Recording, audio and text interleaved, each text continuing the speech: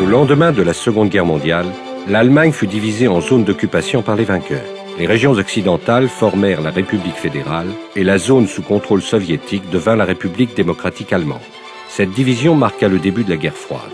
Berlin, ancienne capitale du Troisième Reich, enclavée dans la zone sous domination soviétique, fut divisée en deux parties, Berlin-Est et Berlin-Ouest.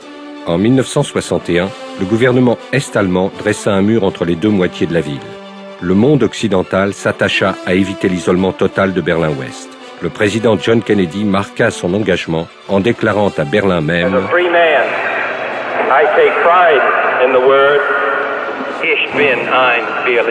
À deux doigts de la guerre nucléaire, les États-Unis et l'URSS choisirent le statu quo. Mais le mur, élément du rideau de fer, demeura le front symbolique de la guerre froide.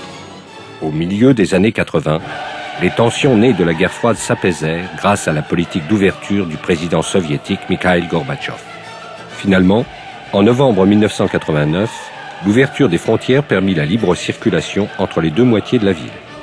Le mur s'effondra bientôt sous les assauts de la population enthousiaste.